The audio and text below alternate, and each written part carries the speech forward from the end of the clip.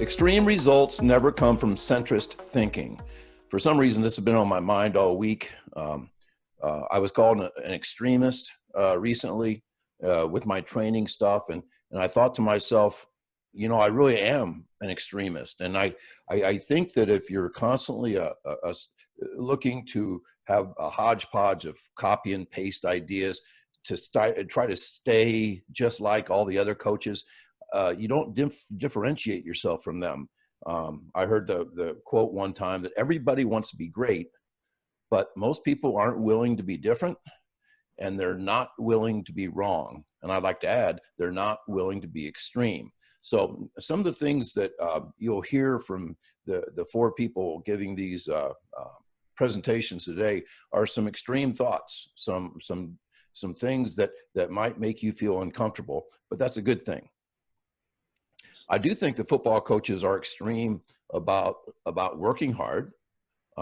Football coaches are really good at all this stuff. They prescribe to almost all the things that are on this slide.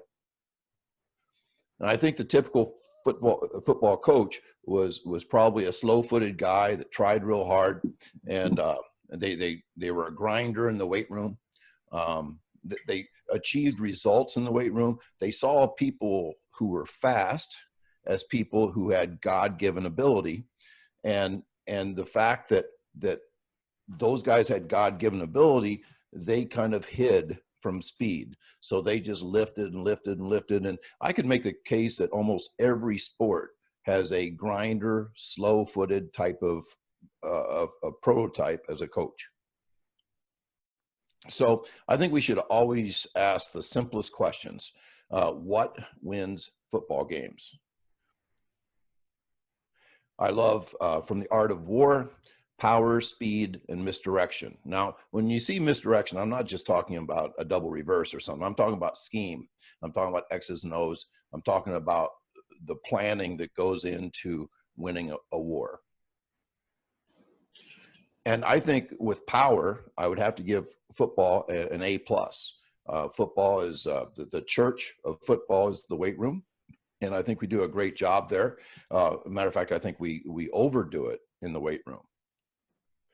This is Craig James. He played at Edwardsville High School, where my son coached him. He was a great hurdler for my son, and now he's playing with the Philadelphia Eagles. And Craig came back to a track practice before we got canceled this year and was talking to a senior at that school who was going to go play college football. And Craig says, the best advice I can give you is don't let them take away your speed. Says as soon as you get there, they're going to try to get you to pack on the weight and live in the weight room. And this is really sad. And I think a lot of people, if they were honest in the NFL, would tell you this. I have never been as fast as I was in high school. And I think the reason for all these things, once again, is that, you know, the typical football coach does not come from a speed background. And one of the problems with the whole power thing is that if you focus too much on power, it actually works against you. If you get too big, too muscled up, especially in the upper body, you do lose speed, because gravity is the main force that works against speed. The other thing is friction, which is minimal, but gravity is the main thing. That's why vertical force is so important to a sprinter.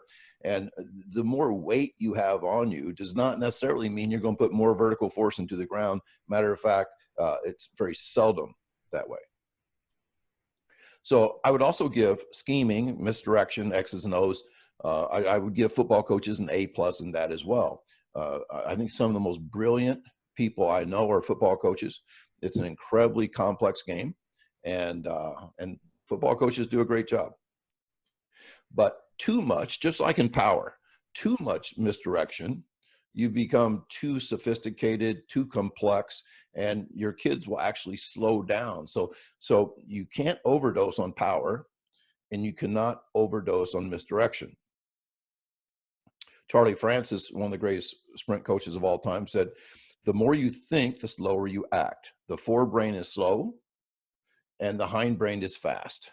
I always say that the great sprinters run with a reptilian brain. They are not cerebral sprinters. They are reptilian when they sprint.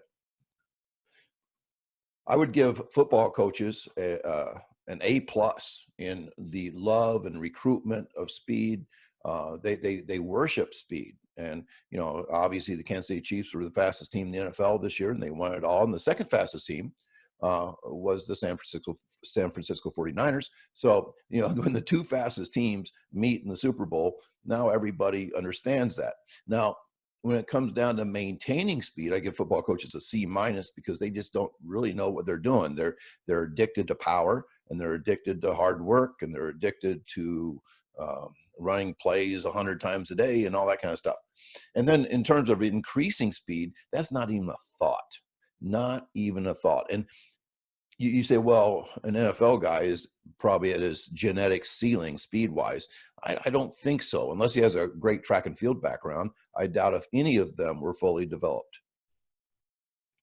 So if too much power is a problem and too much misdirection is a problem, is too much speed a problem? I think you probably know my answer to that. Speed actually, the faster you are, the more powerful you will be, because speed amplifies that power. A slow, strong guy is not as good as a fast, strong guy. I absolutely love offensive tackles. This guy went in the first round. And it's interesting that Tristan Wirfs 485 is 4.85 is really, really good for an offensive tackle. And almost every offensive tackle is 6'5" and weighs 320. I mean, that's just the genetic body of an offensive tackle is just that. But that 4.85 is a real differentiator between guys that have that body. Now, it's interesting that Tristan Wirfs, you may say, oh man, he's built, man. I bet he spent his high school life in a weight room. Actually, he did not. He was a state champion wrestler and also a state champion in the shot and discus. So he was an athlete, and because he was an athlete, he maintained some speed and all that kind of stuff. So even with this arguably the slowest position in football, speed is still important. So speed also amplifies misdirection. No matter what your X's and O's are, even if you're an old school two tight end type football coach, speed will still amplify everything you're able to do. Now, it's really important. One of the things that I think you've got to get through your head here is that all the endurance work that you think is so important because you read that somebody said that you had to have a great aerobic base and that should be your goal in the summer, they're just wrong. They're absolutely wrong. That speed creates endurance, and endurance negates speed.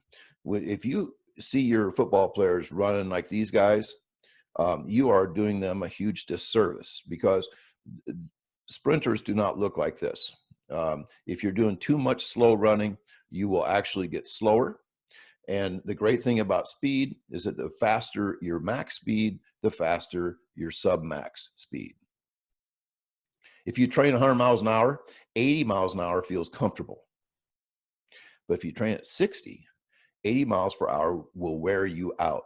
I think the bottom sentence there is actually where most football teams are in practice. They practice with high effort and they really try hard, and you yell at them, be intense, be focused, all that kind of stuff. But you practice too long, and so you are practicing in third gear and hoping to play the game in fifth gear. And there's problems that go along with that. I think this is an important story.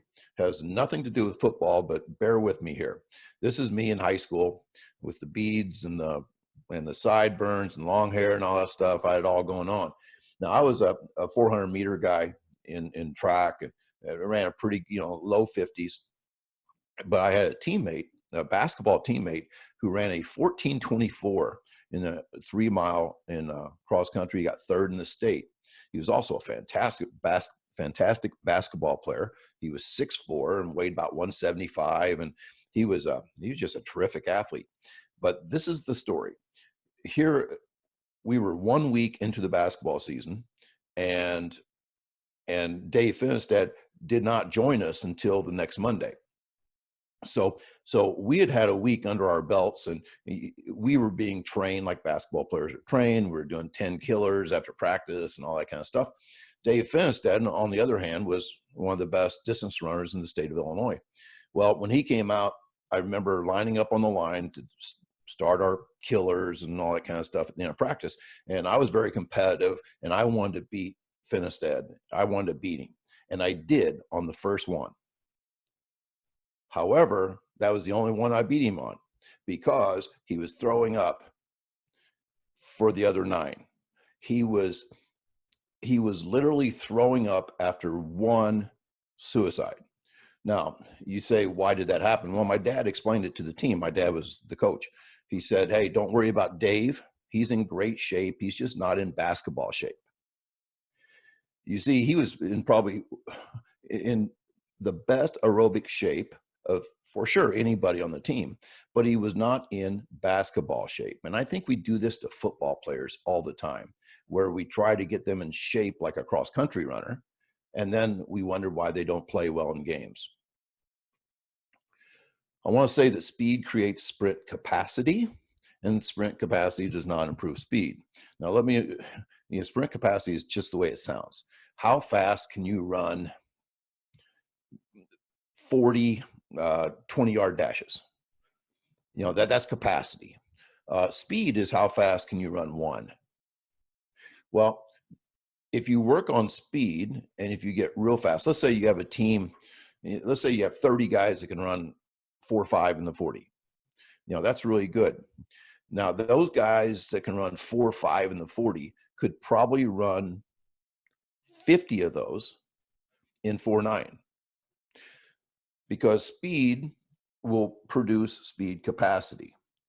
However, if you practice by doing 50 40-yard dashes, you will never get faster, because you will not be doing those at a maximum intensity, maximum speed. So if speed is king, how do you prioritize it? Well, you better have a long range plan here. You got to think long term, the long game, because speed grows like a tree. That's why most coaches just ignore it, because they don't get enough satisfaction. Kids will improve in the weight room so much faster than they'll improve in their speed. The kids will improve in endurance so much faster than they will improve speed. I always say, if you want to have fun as a coach, be a distance coach. All your kids get so much better. It's awesome. But in speed, you have to be consistent, and you have to be patient, and you have to water that damn tree every day. And especially for you high school coaches, you have to be thinking of this as a 4-year process. Speaking of 4-year process, I coached this kid. He was on my freshman B team. He never carried the ball one time for my A team, and there's a good reason for that. He was just slower than shit. He was ranked number 46 on a 63-man team in speed. And we worked on it every day in the summer and all that kind of stuff. So we time our kids all the time, record, rank, and publish. So Tyler Hoosman ran terrible freshman times, but he played for me. He ran over the winter, didn't run, he sprinted like we do. And then his dad made him come out for track his freshman year. And so he ran track for me for 4 years. And as you can see here, with a long-term sprint program, you can have some pretty miraculous things happen. When I first got to Plainfield North, it was a brand new school 16 years ago. Plainfield North was a cornfield. There was no school. So when I got here as the first head track coach, and I was coaching football as well, in 2007, we had 140 guys on our winter program roster. 140 guys. And we only had 3 that, in a period of 8 weeks of speed training 3 times a week, only 3 ever ran a sub 460 in the 40. The next year we had 8, next year we had 12. And if you look at 2017, we had 32 guys in 2017 running better than 4.60. And that's really important, because 2017 was also the year where Plainfield North played for the state championship against East St. Louis, who was ranked 9th in the nation at that time, and we got beat 26-13. But for a school that's only 11 years old to be in the state championship, that's a public school, that's pretty damn good. So, you know, our focus is how fast can we get our team. And I know Brad Dixon, who speaks next, he's also the same way. And, you know, I love you know, they want to be freaky, you know, they're the fast freaks. Now, when you talk about freaks, I think you're talking like my intro, you know, freaks are extreme. And so Brad, he's not at a school that's 2,300 kids. His school has like 300. So he's not going to have as many super fast guys as we do. But look what happened when he flipped the switch and started speed training. Those are big differences. And he also played for a state championship once his team started getting faster. Now, people sometimes say that my program is an elite program. Yeah, you had Marcellus Moore, 10.31, you know, fastest guy in the history of Illinois and all that stuff. It's just a freaky program that is only for the true cats of the world. Well, these two guys were not cats when they came in. Devon Hrabowski, and kind of an odd story, is his mom was Puerto Rican, his dad was black, and he had a Polish last name. And he had never played a sport in his life. He was totally a blank canvas. And he came out on the first day and ran a 1.17 in the 10-meter fly. Tommy Harris had never played a sport in his life either. He played the trumpet in the band. He ran a 1.21 on his first day as a freshman. You can see the 3-year progress of Devon Hrabowski and the 4-year progress of Tommy Harris. Now, when you start running 0.96, oh, by the way, that is 20, that's almost 23. No, it is. It's over 23 miles an hour for sure. Both of those times are over 23 miles an hour. And that's what a consistent speed training program can do for you. Not all of your guys. I mean, your offensive tackles will not be running 23 miles an hour, but to be a fast offensive tackle is to be a better offensive tackle. These things are really cool. Kurt Hester is actually wearing the gray one today. I saw it. I'm so proud of you, Kurt. Anyway, but when you're running these 10-meter flies and timing with a free lap system, you can easily convert into miles per hour. And my kids do not take them off. My kids wear these every damn day. See, if you run 23 miles an hour in my program, you have all 4 of these. And so they're wearing all 4 of them. One of the most important things you got to get through your head is to stop doing shit that makes you slow. I mean, I can't say it anymore, any better than that. It's one of my favorite slides. Stop doing mindless conditioning. I wrote this article last year. I think Mike Craven is here today, and Mike called me from Richmond, Virginia, and he just saw this article yesterday. And it's a damn good article, and there's reasons why you need to stop doing conditioning. First of all, conditioning makes you tired, and tired is the enemy, not the goal. You don't want your guys to be tired. Conditioning makes you slow. It just does. Fast players are fast in the fourth quarter. If that's true, if fast players are fast in the fourth quarter, I think you want a team of fast players. Speed reserve means if you can run 23 miles an hour, then you can run 20 when you're tired. And 20 still beats a 19. So the whole thing that we are going to gain endurance by improving our speed is very real to me. Alactic specificity. Since football is an alactic sport, it is not an aerobic sport. It's not a continuous play sport. Because of that, all of our conditioning should be done in that way, which means recovered well enough to repeat something at a top speed. The average high school football player who's playing one way plays 5 minutes of football in a game. 5 minutes. The average pro plays about 6 minutes if he plays every play on one side of the ball. So if that's the case, the idea that you should ever do 30 minutes of stadium stairs is ridiculous. I think this is important as well. Think about, okay, the idiot from down Florida State this year when he threw his team under the bus because they had 8 cramps in the fourth quarter of their first game. They got beaten. Yeah. So a picture of this team playing in Tallahassee, practicing in Tallahassee, for like a 3-hour practice, hotter than hell. I mean, we're just talking about super hot. And the guys are just going through a hard practice. How many cramps are there in that practice? I'll answer that for you. There'll be 0. So why is it in the fourth quarter of a game, they would have 8 cramps in the fourth quarter? Oh, I bet it has something to do with playing in 5th gear in the game and only practicing in 3rd gear. Of course, that's the case. So cramps have nothing to do with Gatorade, bananas, pickle juice, or conditioning. They're caused by hyperactivity of the nerve muscle reflex arc. In other words, when you practice slow, game speed will cause cramps. Endurance never creates speed. I could just pound you a slide after slide on this. Nido o omo wa ido mu ezu. If you chase 2 rabbits, you will catch none. This is important. You got to decide which rabbit you really want to catch, endurance or speed. I think that you could come close. Now, there's no way if you're chasing both of these, you'll be as fast as you should be. So you got to stop chasing endurance.